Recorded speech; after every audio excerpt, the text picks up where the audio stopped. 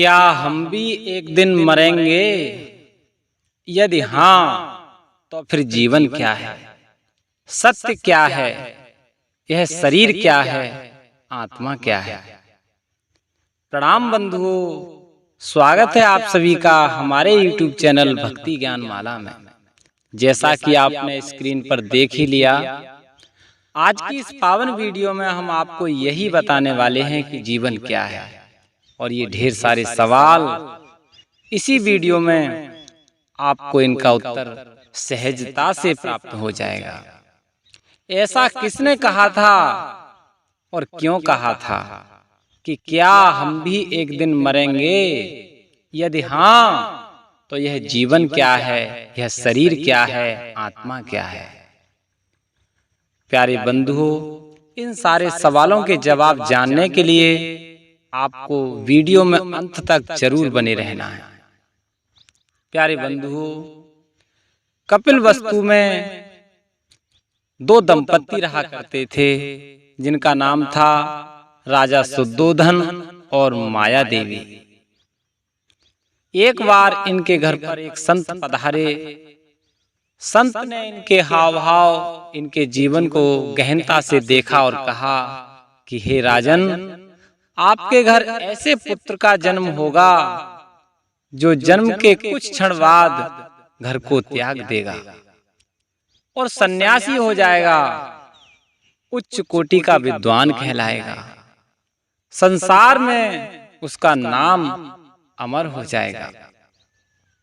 ऐसा आशीर्वाद देकर के संत राजा शुद्धोधन के घर से चले गए। कुछ क्षण बाद अर्थात कुछ वर्षों बाद राजा शुद्धोधन के घर एक पुत्र का जन्म हुआ जिनका नाम सिद्धार्थ रखा गया।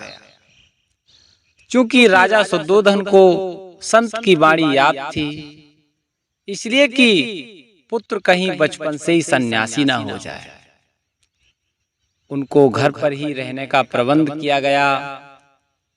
सिद्धार्थ को बहुत वर्षों तक महल से बाहर नहीं जाने दिया, यहाँ तक कि यशोधरा नाम की कन्या से उनका विवाह भी करा दिया गया।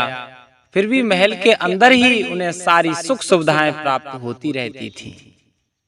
राजा शुद्धोधन को पता था कि मेरा ये सिद्धार्थ कहीं घर से बाहर निकल गया तो वापस नहीं आएगा, क्योंकि संत का वचन कभी खाली नहीं जाता। ऐसा सोच करके राजा शुद्धोधन ने सिद्धार्थ के जीवन की सारी संपूर्ण समस्याएं महल के अंदर ही उनका हल ढूंढ करके उनको महल के अंदर ही रखा था। यहाँ तक कि सिद्धार्थ के भी एक पुत्र का जन्म हो गया जिसका नाम राहुल रखा गया। अब काफी दिन बाद धीरे धीरे एक समय ऐसा आया प्यारे बंधुओं कि राजा शुद्धोधन महल से कहीं बाहर गए थे।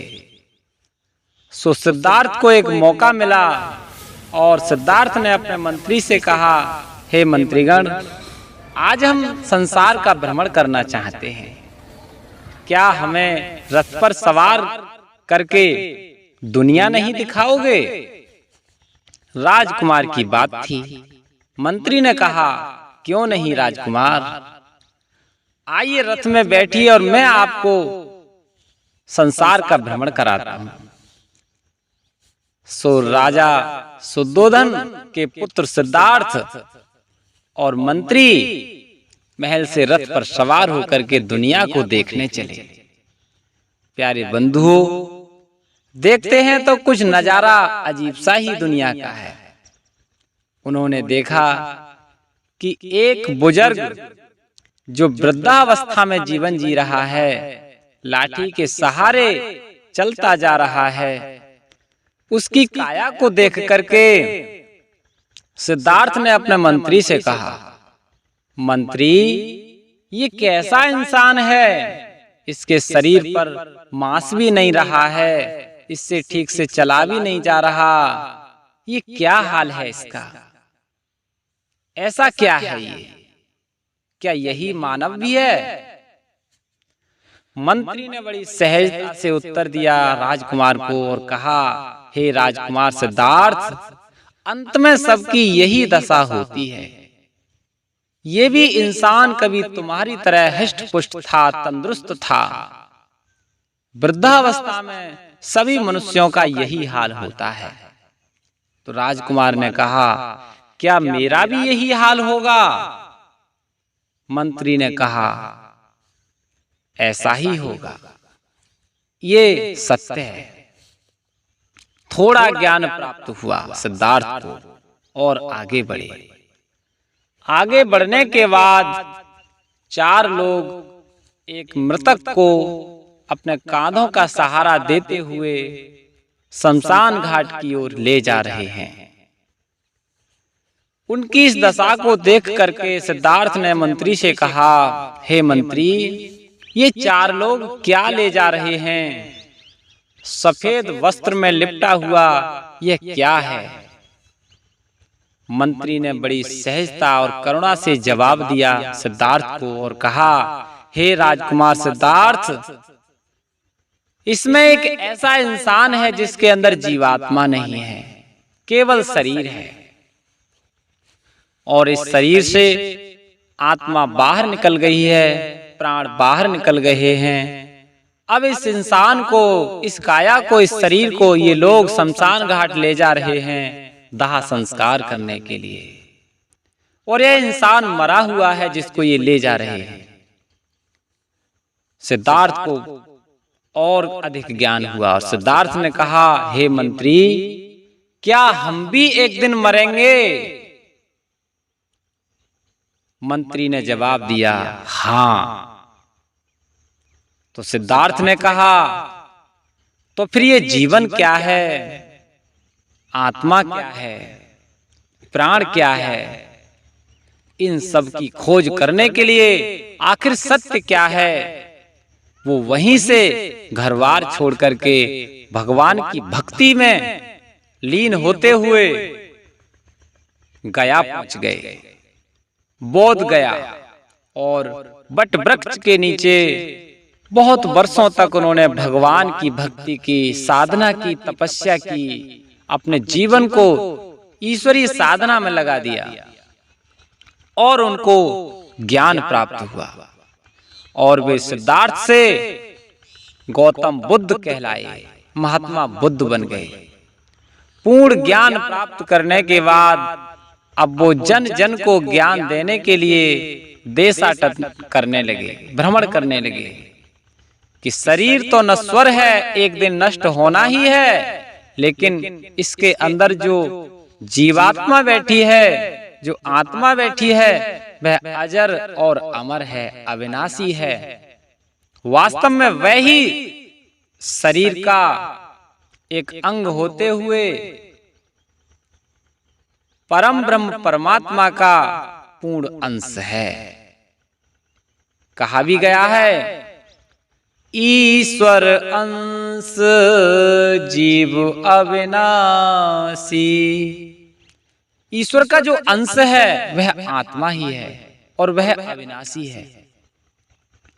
प्यारे बंधुओं, जब पूर्ण ज्ञान प्राप्त करने के बाद सिद्धार्थ से महात्मा गौतम बुद्ध बन गए, एक रोज गौतम बुद्ध किसी नगर में पधारे और देव योग से उस नगर में आज एक माँ का बेटा जिसकी मृत्यु हो चुकी थी, वह अपने पुत्र को बेहद प्यार करती थी, बहुत ज्यादा स्नेह करती थी। आज उसका बेटा दुनिया से चला गया। किसी ने उस माँ को बताया कि हे माँ, आज इस नगर में ऐसे संत पधारे हैं, उनके अंदर ऐसी शक्ति है, वो तुम्हारे बेटा को जीवित कर सकते हैं, यदि उनकी कृपा आप पर हो जाए तो। वह माँ अपने मृतक बेटे को घर पर छोड़ करके तत्काल दौड़ी हुई उन संत के चरणों में गिर गई जाकर के, जो आज सिद्धार्थ से गौतम बुद्ध बन गए थे। और बहुत ज्यादा अनुनय विनय करती हुई बोली कि हे महात्मन, मैं आपका नाम सुनकर आई हूँ, मुझ पर कृपा कर दो, मेरे बेटे को जीवित कर दो। महात्मा गौतम बुद्ध ने कहा, हे माँ, मैं तेरे बेटे को अवश्य जीवित कर दूंगा, पर मेरी एक शर्त है। माँ बोली, महात्मन, मैं आपकी हर शर्त को करने के लिए तैयार हूँ। चाहो तो मैं अपने पुत्र के बदले अपने प्राण दे दूंगी, लेकिन मेरा बेटा जीवित हो जाना चाहिए। संत ने कहा, हे माँ, तुम एक काम करो, तुम किसी ऐसे घर से एक मुट्ठी अनाज के दाने लेकर आओ जिस घर में कभी किसी की मृत्यु ना हुई हो। माँ दौड़ी दौड़ी गई और घर घर जाकर के विनय की कि हे भद्र पुरुषों, मैं आपके घर से भीख मांगने आई हूँ, मात्र एक मुट्ठी अनाज दे दो। सो घर वाले दौड़कर आते एक मुट्ठी अनाज देने के लिए उस माँ के लिए। माँ कहती, मैं आपके घर से अनाज जब लूंगी जब मुझे ये बता दो आपके घर में कभी कोई मरा तो नहीं है। घर वाले कहते थे, अरे माँ, तुम बावली हो गई हो, ऐसा कोई घर है जिसके घर में मृत्यु ना हुई हो। माँ चली जाती।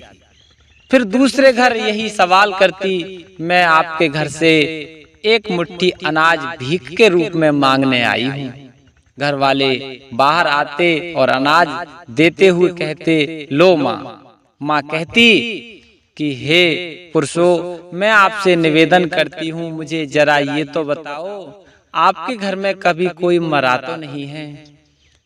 उत्तर में नकारात्मक ही जवाब मिलता था। प्यारे बंधुओं, उस माँ ने बहुत दरवाजे खटखटाए, लेकिन कभी किसी दरवाजे से ये आवाज नहीं आई कि हमारे घर में आज तक कोई मरा नहीं। अब उस माँ को ज्ञान होने लगा और वह माँ परेशान होकर के, क्योंकि उसे एक मुट्ठी अनाज कभी किसी के घर से प्राप्त नहीं हुआ और ऐसा घर कोई उसे मिला नहीं जिस घर में कभी कोई मरा नहीं। और आकर के उन संत के चरणों में गिर गई, महात्मा बुद्ध के चरणों में गिर गई कि हे महात्मन, मैं परेशान हो गई। मुझे ऐसा दुनिया में अर्थात संसार में ऐसा कोई घर नहीं मिला जिसके घर में कोई कभी मरा नहीं हो। महात्मा बुद्ध ने करुणा भरे शब्दों में कहा, हे माँ, आपको परेशान होने की कोई आवश्यकता नहीं है। ये शरीर नश्वर है, एक दिन इन पंच तत्वों में विलीन हो जाना है, तो फिर मृत्यु पर शोक क्यों करना चाहिए। छित जल पावक गगन समीरा, पंच रचित यह अधम शरीरा। अर्थात पृथ्वी, आकाश, जल, वायु, अग्नि, इन पांच तत्वों से शरीर की रचना होती है और समय के अनुसार ये पांचों तत्व इस ब्रह्मांड में विलीन हो जाते हैं। मैं आपसे कहना चाहूंगा कि आपका बेटा अब इस दुनिया में नहीं रहा और वो वापस नहीं आएगा। आप विधि विधान से जाकर के उसके मृतक शरीर को शमशान घाट ले जाइए और दाह संस्कार करिए। प्यारे बंधुओं, मैंने आपको आज की इस पावन वीडियो में जीवन क्या है, मृत्यु क्या है, प्राण क्या है, ये सारे सवालों के जवाब प्रदान किए। आपसे निवेदन करता हूँ यह वीडियो आपको अच्छी लगी होगी और अच्छी लगी हो तो आपसे पुनः प्रार्थना, वीडियो में पहली बार आए हों तो चैनल को सब्सक्राइब करें, वीडियो को लाइक करें, प्यारा सा कमेंट जरूर दे दें और ज्यादा से ज्यादा शेयर करने का प्रयास करें। प्रणाम बंधुओं।